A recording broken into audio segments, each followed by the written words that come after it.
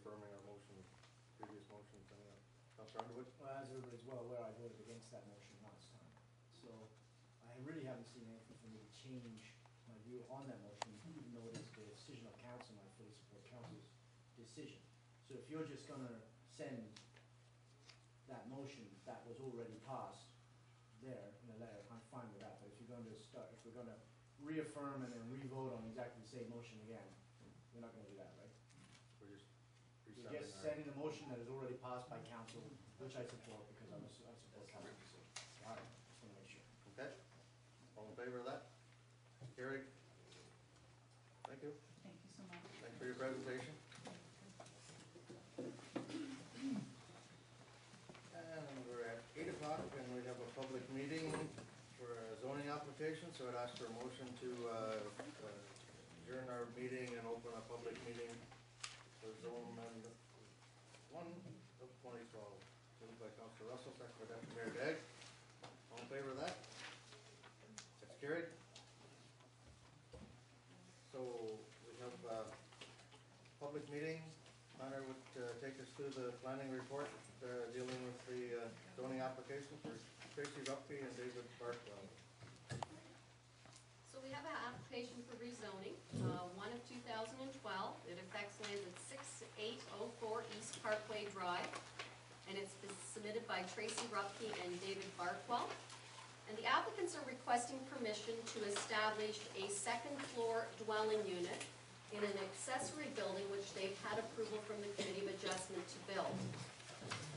Presently, our bylaw does not allow a second dwelling unit in an accessory building. It does allow a second dwelling unit in a dwelling, but not in an accessory building, and our bylaw doesn't allow human habitation of an accessory building. So hence they needed to apply for a rezoning. There is a little bit of history surrounding this application. The applicants had tried to establish a second dwelling unit within the dwelling on the property.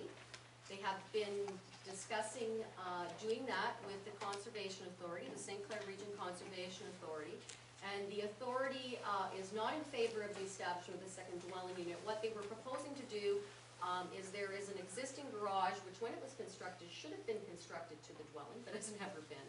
But they were proposing to attach it and convert that existing garage, which would be attached and now be part of the main building, to the second dwelling unit.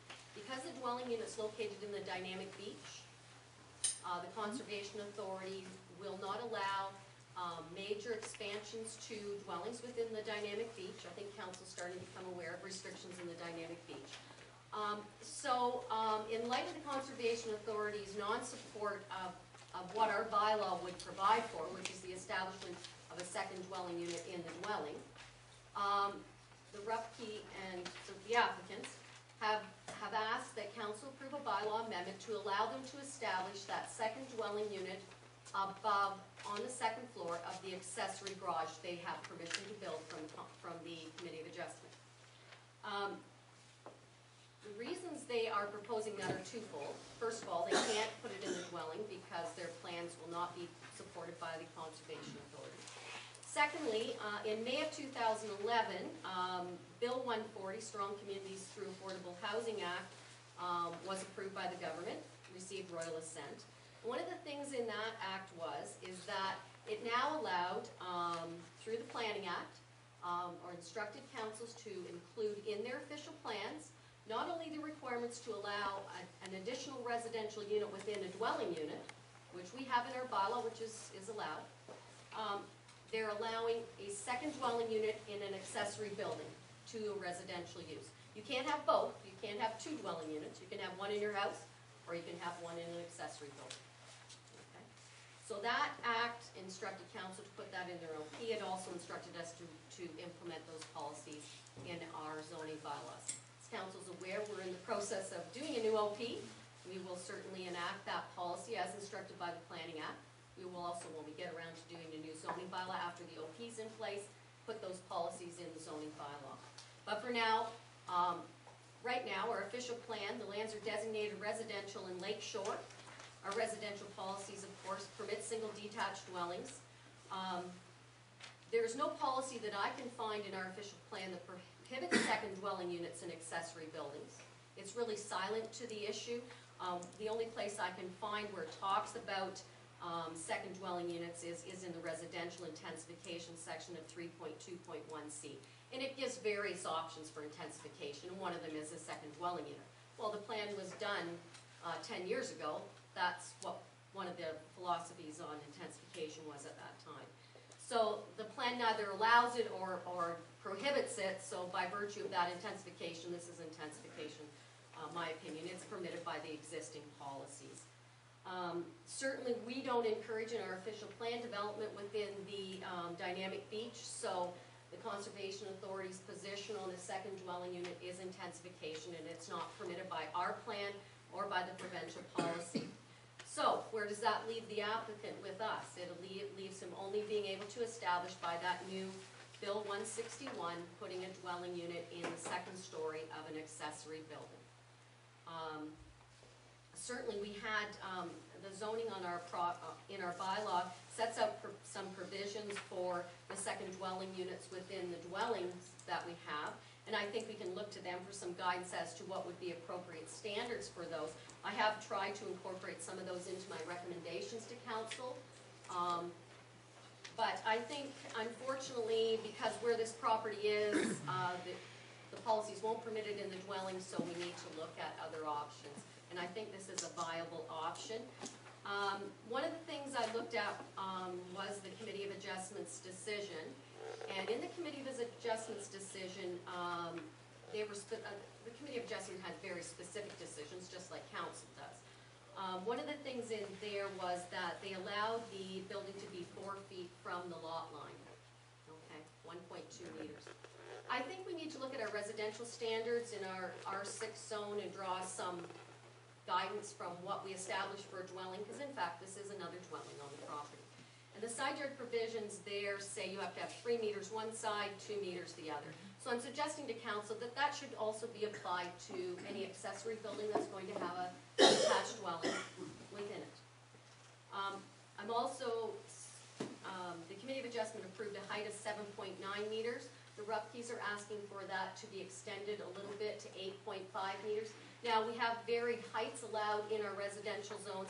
They run from 10 to 11.5 meters. So certainly 8.5 is in the realm of what a dwelling would be allowed to have. I don't know how many councillors went out to the site, but this site at the front has it's covered with trees. There's a driveway going through it. You go up a hill to the lake, okay? So there's a big drop in the hill. So where the accessory building is proposed, actually from the lake, if you're standing up on the hill in the lake, you're only going to see the upper floor of it. The lower floor you won't be able to see. And there is a lot of tree cover at the front of the lot. You'll probably be able to see the building from the road, but it will be somewhat screened from the road. So that's a bonus, I think, both ways. Not sure what else I can recommend approval of this. You will note there was 2 letters received from, one from the adjacent neighbor and one from a person that lives in Ipperwash. I also today received a letter from the St. Clair Region Conservation Authority. And after the Committee of Adjustment approved the minor variance for the garage, one of the concerns we always have in areas that have tree cover is we want to maintain as much tree cover on any lot in Lambton Shores that we can. It's one of the things I look at when someone comes in with an application.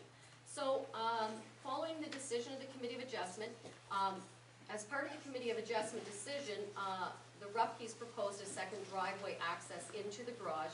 One of the reasons they were building such a large garage is boats and cars and all kinds of things that go with life on the lake. We've seen lots of these applications for larger structures. This one is very similar to all the rest of the ones that we've seen. But because of the tree cover issue, I had Muriel Andres from the St. Clair Region Conservation Authority, and I'm sorry her name's different now, she just got married, but that's how I know her. I had her, I called the St. Clair Region Conservation Authority because they had expressed some concerns about tree cover here. I had her come out to the site, and we walked the site with the Rupkes.